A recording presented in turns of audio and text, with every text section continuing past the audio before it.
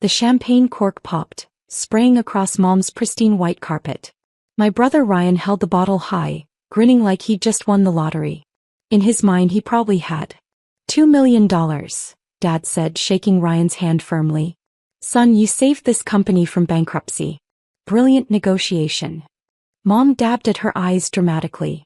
My brilliant boy. Always knowing exactly what to do.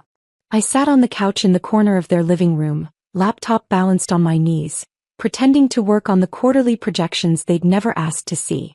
The projections that showed Palmer Industries wasn't failing at all.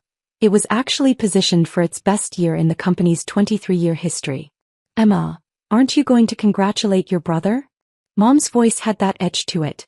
The one that meant I was failing to perform my role as the supportive younger sister. Congratulations, Ryan, I said flatly, not looking up from my screen. Don't sound so enthusiastic, Ryan laughed, pouring himself more champagne. I know you're worried about your little bookkeeping job, but don't stress. I'm sure the new owners will keep you on. You're cheap labor. My sister Nicole giggled from her position draped across the armchair. At 26, she'd never worked a day in her life, living off the consulting fees Dad paid her for occasionally showing up to company events. Emma, you should be thanking Ryan.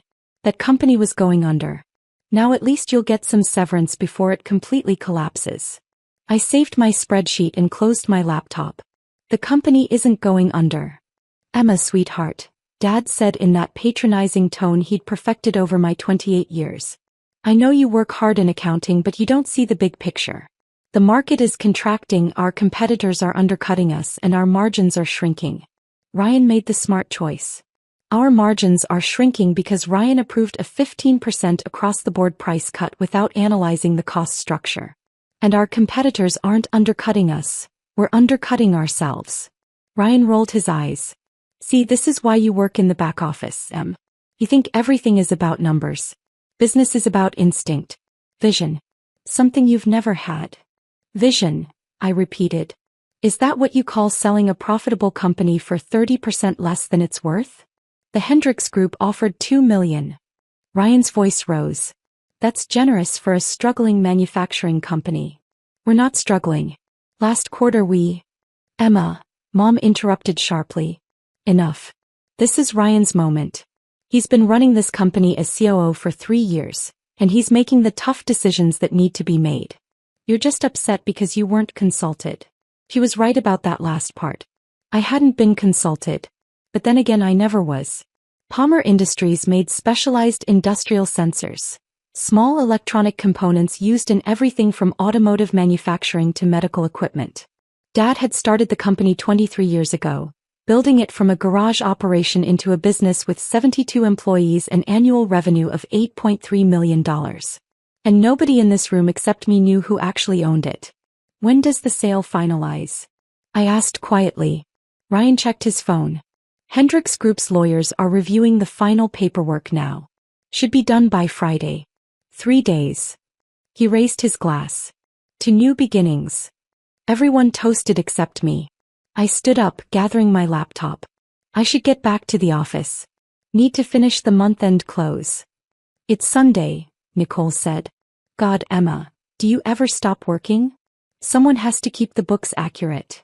That's what we pay you for, Ryan said dismissively. Though probably not for much longer. I'm sure Hendricks will bring in their own accounting team.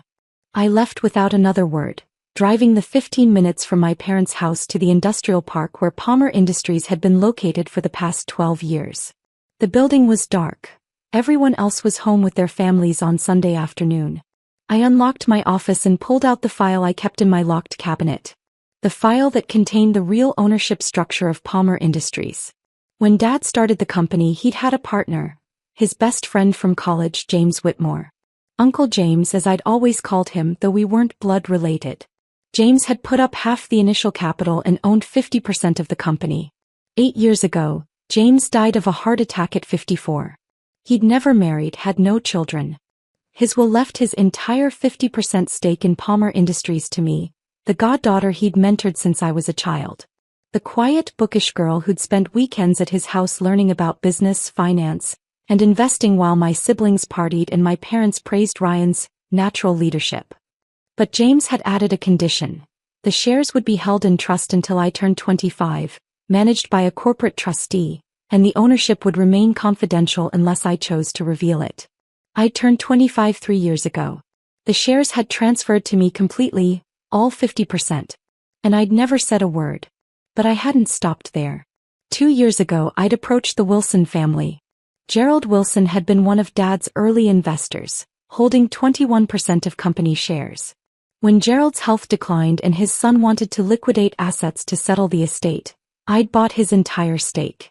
Through a carefully structured LLC that didn't obviously connect to me, I'd acquired another 21%. That gave me 71% of Palmer Industries. And nobody knew. Dad held 23%. Ryan had been given 4% when he became CEO. Nicole had 2% from a performance bonus she'd done nothing to earn. Mom held nothing. Dad had never believed in women as business owners, which made the current situation particularly ironic. I was the majority shareholder of the company I'd spent 5 years watching them mismanage. And on Friday they were planning to sell it without my approval. I pulled up my real financial files. The ones I didn't show to Ryan or Dad. The ones that showed Palmer Industries' actual position. Revenue was up 18% year-over-year. Our new sensor line, the one I'd helped the engineering team develop, was gaining significant market traction. We had 3 major contracts pending that would boost annual revenue to over $12 million within 18 months. Our profit margins before Ryan's idiotic price cuts had been climbing steadily. The Hendricks Group wasn't offering $2 million out of generosity.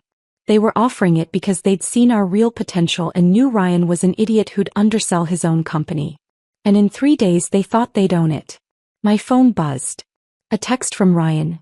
By the way, Dad wants you to prepare a full financial disclosure package for Hendricks by Wednesday. Everything. Don't leave anything out. I smiled at my screen and typed back, of course. Monday morning I arrived at the office at 6 a.m. as usual. By 7 I'd finished the actual financial package, the real numbers that showed exactly how valuable Palmer Industries was. I saved it in my personal encrypted files. Then I created the package Ryan had asked for. The one that showed the version of reality he believed in. Declining margins. Shrinking market share. Increasing competition. I didn't lie. I just highlighted every negative trend and downplayed every positive one. If they wanted to see a failing company, I'd show them exactly that. Ryan arrived at 9, strolling in with his coffee like he owned the place. Technically, he owned 4% of it. Got that financial package? He asked, leaning against my doorframe. Almost done. I'll have it to you by noon. Great. Make sure it's thorough. We want Hendricks to see we're being transparent. Oh, it'll be very thorough. He left and I went back to work. At 11, Dad called me into his office. Emma, I want to talk to you about the transition. I sat down across from his desk. The office was decorated with photos of Ryan and Nicole, awards the company had won, industry recognition. Not a single picture of me. Hendricks Group is going to bring in their own management team, Dad continued. That means Ryan will be stepping down as COO obviously. He'll get a nice payout from the sale. I'll retire. Your mother and I are thinking of buying that place in Arizona we've been looking at. Congratulations. But I wanted to talk to you about your position. I've negotiated for you to stay on for at least 6 months during the transition. They'll honor your current salary, $58,000, right? 62. I got a raise last year.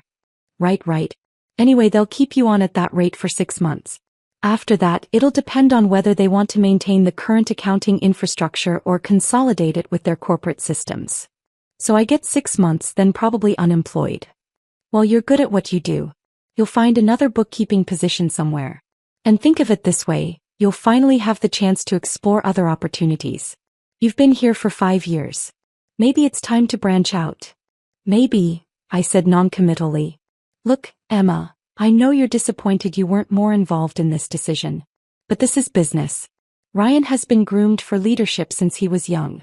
He understands the strategic aspects that you just don't have exposure to. Because you never gave me that exposure.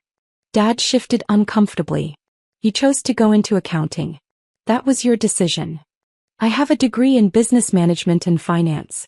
I took accounting work because it was the only position you'd give me. Emma, let's not do this. The decision is made. The sale is happening. Try to be supportive of your brother. I stood up. I'll have the financial package ready within the hour. Back in my office, I finalized both versions of the documents. The one I sent to Ryan showed a company barely worth $2 million. The one I kept showed a company worth at least $6.5 million, probably more.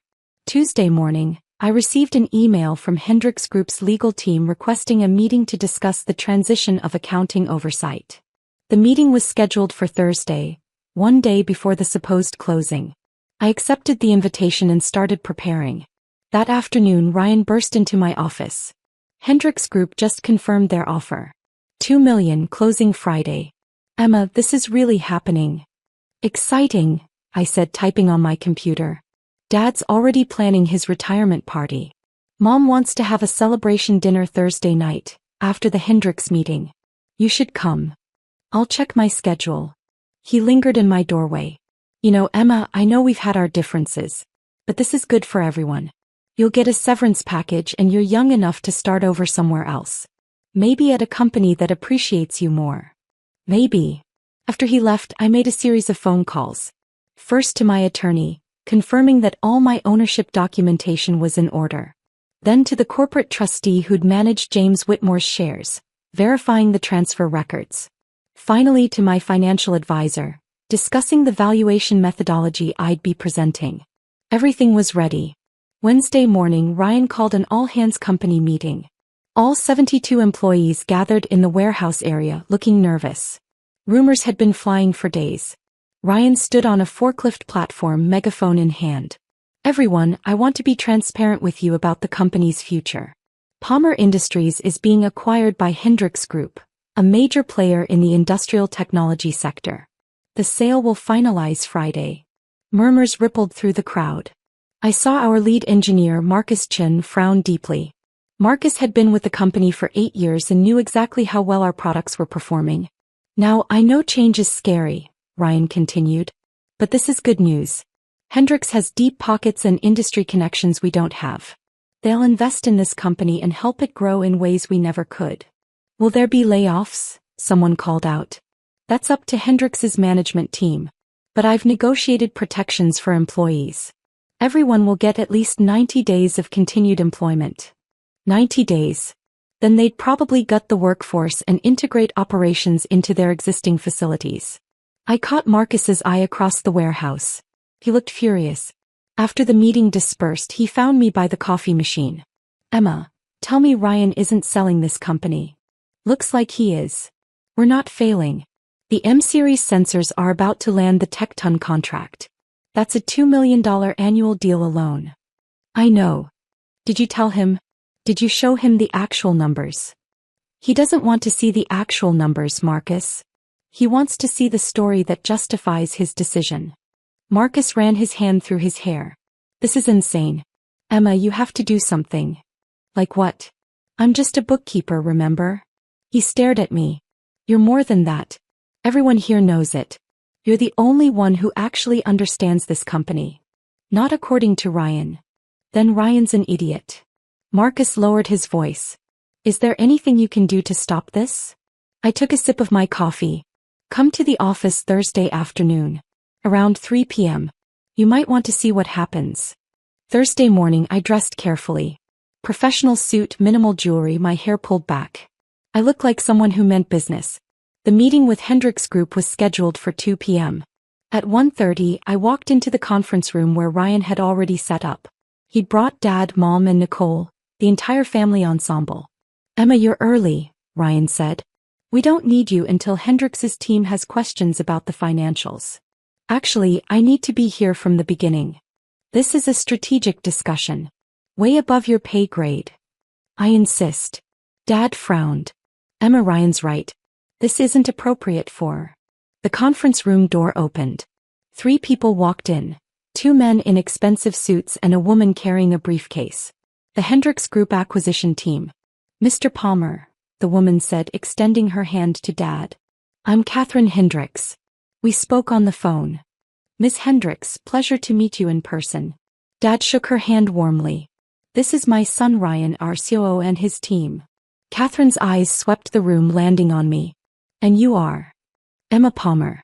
Head of Financial Analysis. Bookkeeper, Ryan corrected quickly. She prepares our financial statements. Among other things, I said mildly. We all sat down. Catherine opened her briefcase and pulled out a stack of documents. Let's get straight to business. We've reviewed the financial disclosures provided by Mr. Ryan Palmer. Based on those numbers, our offer of $2 million for 100% of Palmer Industries shares is fair and generous. We agree, Ryan said eagerly. It's a good deal for both sides. However, Catherine continued, we do have some concerns about the accuracy of certain projections. Your disclosed numbers suggest declining performance, but our market research indicates your new sensor line is gaining significant traction. Ryan shifted uncomfortably. Well, there's always some uncertainty in projections. Which is why, I interrupted, I prepared an alternative financial analysis. One that shows the complete picture. I pulled out my tablet and connected it to the conference room screen. Ryan's face went red. Emma, what are you doing? Providing accurate information. I pulled up my presentation. Ms. Hendricks, the financial package you received was incomplete. It didn't include our pending contracts, our new product pipeline analysis, or our actual market position. The screen showed the real numbers. Revenue growth. Profit margins. Market expansion opportunities. Catherine leaned forward, studying the data. These numbers are significantly different from what we received. Because these numbers are accurate, I said. Palmer Industries isn't a failing company being sold at a discount. It's a thriving company being undersold by someone who doesn't understand its value. Ryan slammed his hand on the table. Emma, you're fired. Get out of this meeting right now. You can't fire me. I'm the CEO. I absolutely can fire you. Actually, you can't. Because you don't have the authority. Dad stood up. Emma, this is unacceptable. You're undermining your brother's negotiation. Apologize and leave or you're done at this company. I can't be done at this company, I said calmly. Because I own 71% of it. The room went completely silent. Mom laughed nervously. Emma, that's ridiculous.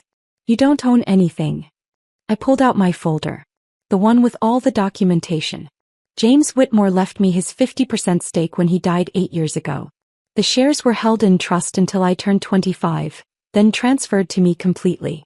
That was 3 years ago. I placed the first set of documents on the table. Trust paperwork. Transfer records. Stock certificates. That's 50%. I acquired another 21% 2 years ago from the Wilson estate. That gives me 71% of Palmer Industries. Ryan grabbed the documents, his face white. This is fake. It has to be fake. It's not fake, Catherine said quietly, examining the papers. These are legitimate stock certificates. Emma Palmer is the majority shareholder. Dad sank back into his chair. James left you his shares? He left me everything. Because I was the only one who cared about learning the business. Who spent time understanding what made this company work. Nicole's voice was shrill. You've been lying to us for 3 years? I've been watching, Bernie. Seeing exactly how you'd run this company if you thought you controlled it. And you've proven you're incompetent. Ryan found his voice. You can't block this sale. It's already done. Actually, I can. And I am. I turned to Catherine. Ms. Hendricks, as the majority shareholder of Palmer Industries, I'm formally rejecting your acquisition offer. This sale will not proceed. Catherine nodded slowly. I see. Well, this changes things considerably. You can't do this. Ryan shouted. We have contracts. Agreements. You have preliminary agreements that require majority shareholder approval, I said. Which you don't have. Which you'll never have. This sale is dead. Mom was crying now. Emma, how could you? This is our family's company. No. It's my company. It's been my company for 3 years. You just didn't know it. Dad's voice was hollow. Everything James built, he gave it to you? He gave it to the person who deserved it. Who understood it. Who would protect it. I looked at each of them. Not the people who'd sell it for 30% of its value to fund retirement in Arizona. The door opened. Our company attorney, Michael Brooks, walked in, followed by Marcus Chin and 3 other senior employees. Emma, Michael said. I have the corporate resolutions you requested. Thank you, Michael. Ryan looked frantically between us. What resolutions? As majority shareholder, I said, I'm exercising my rights under the company bylaws. Effective immediately, the board of directors is being restructured. I handed out copies of the documents. Ryan Palmer is removed as COO. Dad, you're removed as CEO. The new CEO of Palmer Industries is me. You can't, Dad started. I just did. Michael has verified all the paperwork. It's completely legal. Catherine Hendricks stood up, gathering her documents. Well, this has been enlightening. Emma, if you ever decide to sell, we'd be very interested in having a conversation. At a significantly different valuation. She handed me her card. Based on the real numbers you showed me, I'd estimate this company is worth at least $6.5 million. Probably more. After Hendricks's team left, my family sat in stunned silence. Finally, Nicole spoke. So what happens to us? That depends. Are you willing to actually work? What does that mean? It means no more fake consulting fees. No more showing up to events in expensive dresses on the company dime. If you want a position here, you'll earn it. Real work. Real metrics. Real accountability. She stared at me. You're serious. Completely. Ryan's voice was bitter. And what about me? You're just going to throw me out. I'm reassigning you. You'll work as a sales associate under Marcus Chen. If you can prove you actually understand our products and can contribute to revenue growth, maybe you'll work your way back up. But you'll start at the bottom. Sales associate? I'm the COO. You were the CEO. Now you're unemployed unless you take the position I'm offering. Dad finally spoke, his voice tired. Emma, what do you want from us? I want you to accept reality. This company is mine. It's been mine for 3 years. I've spent that time watching you run it poorly, make bad decisions, and treat me like I was worthless. That ends today. We never treated you like you were worthless, Mom protested weakly. You called me a bookkeeper when I have a business degree. You gave Nicole fake jobs while I worked 60-hour weeks for a fraction of what I was worth. You praised Ryan's instincts, while ignoring my actual analysis. You were selling this company without even consulting me. Marcus cleared his throat. For what it's worth, Emma has been the only person keeping this company running efficiently for years. We all knew it. Ryan turned on him. You're fired. Ryan, I said quietly. You don't have that authority anymore. Marcus is being promoted to VP of Operations. He's earned it. The meeting dissolved into chaos after that. Ryan stormed out. Nicole left crying. Mom followed her, shooting me wounded looks. Dad sat alone at the conference table for a long time after everyone else had gone. Finally, he stood up.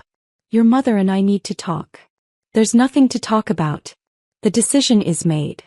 Emma, we're your parents. You're the people who adopted me after my biological parents died. And I'm grateful for that. But you never treated me like real family. Not the way you treated Ryan and Nicole. He left without another word. I stayed in the conference room as the sun set, looking at the documents spread across the table. Stock certificates. Corporate resolutions. The new organizational chart I'd spent months preparing. Michael Brooks knocked on the doorframe. Emma, you handled that well. Did I? They hate me now. They underestimated you for years. Sometimes people need a shock to see reality clearly. James knew, I said softly. He knew they'd never respect me. That's why he structured it this way.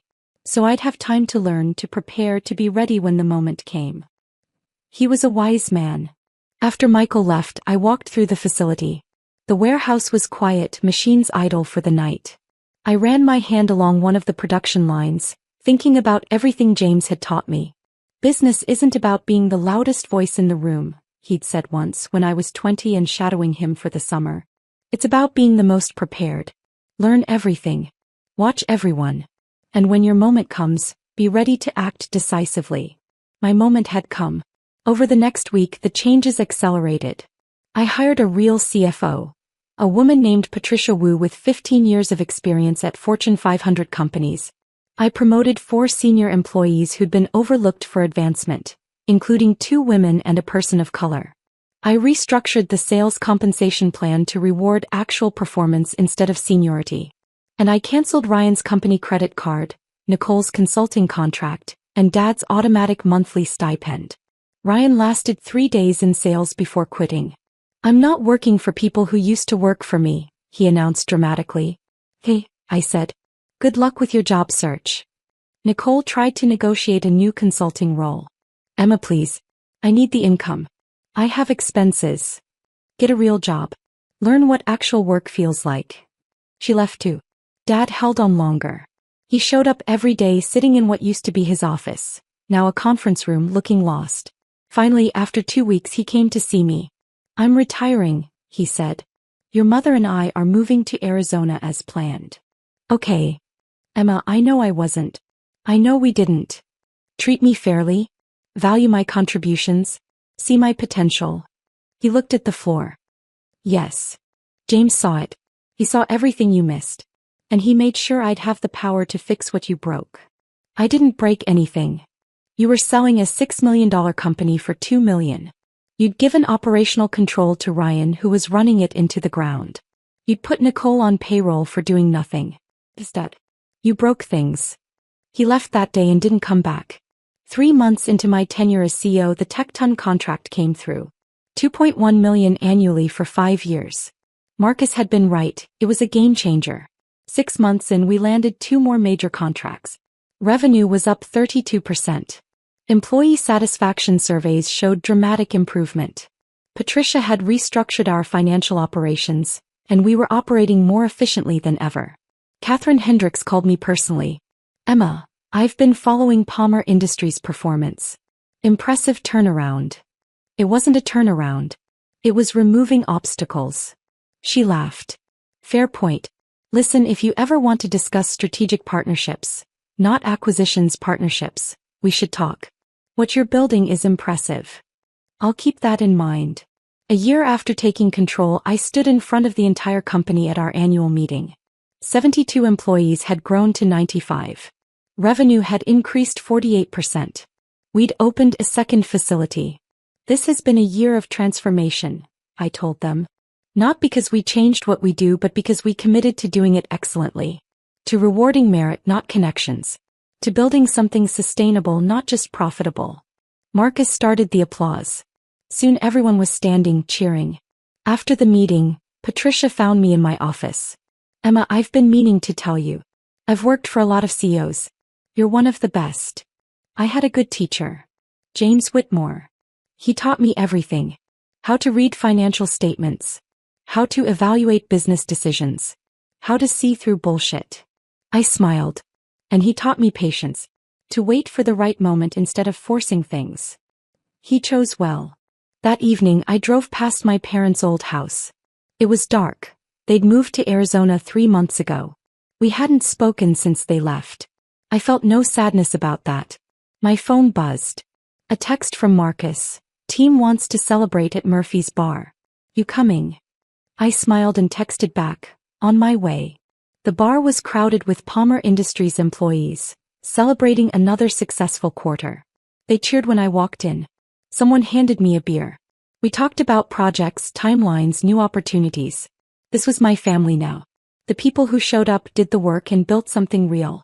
Later that night, alone in my apartment, I pulled out the letter James had left with his will.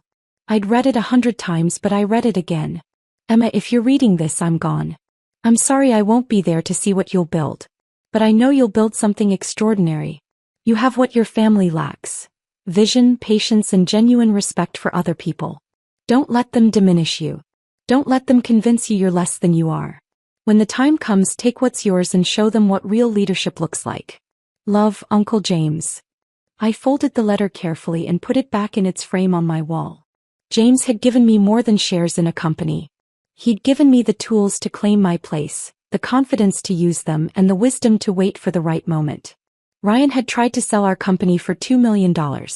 He hadn't known I was the silent majority owner. Now he knew. Now everyone knew. And Palmer Industries, under my leadership, was worth more than anyone had imagined. Not because of some dramatic transformation or brilliant strategy. Simply because I'd removed the people who were holding it back and let the talented employees who'd been there all along finally do their jobs. Family business, Ryan had always said, was for family. He was right. It just took them losing it to figure out who the real family was. 2 years later, the Palmer Industries headquarters had moved to a larger facility. 140 employees. Annual revenue of $14.3 million. 3 major patents pending. Industry recognition as one of the fastest-growing manufacturing companies in the region. Catherine Hendricks and I had formed a strategic partnership. Not an acquisition but a collaboration that benefited both companies. Marcus Chin was now COO, the position Ryan had held so poorly. Patricia Wu had helped us go public with an IPO that valued the company at $22 million. I still owned 51%. But the other 49% was distributed among employees, investors, and partners who'd earned their stakes. My phone rang. An unknown number. I almost didn't answer, but something made me pick up. Emma? It's Dad. I hadn't spoken to him in 18 months. Hello. I wanted to call. To see how you're doing. I'm doing well. The company is thriving. I saw the news about your IPO. $22 million valuation. That's incredible. It's what the company was always worth. You just couldn't see it. He was quiet for a long moment. I was wrong, Emma. About everything. The way we treated you, the decisions I made selling to Hendricks. All of it. I was wrong. Yes. You were. Is there any chance? Could we talk? Maybe have dinner? I looked at the photo on my desk. Uncle James and me at my college graduation, both smiling. He'd believed in me when no one else did. Maybe someday, I said. But not yet. I understand. Emma, I want you to know, I'm proud of you. What you've built, what you've become. James was right to trust you with his shares. He trusted me because I earned it. That's the difference between us, Dad. He thought family meant automatic loyalty. James understood that family is something you build through respect and trust. After we hung up, I returned to the quarterly projections on my screen. Strong growth. Solid fundamentals. Sustainable expansion. This was what Uncle James had seen. Not just a company but potential. Not just numbers but possibility. And he'd given me the power to make it real. My brother had tried selling our company for $2 million. Now it was worth $22 million and climbing. He hadn't known I was the silent majority owner. But silence, I'd learned, was its own kind of power. And when you spoke, you made sure everyone listened.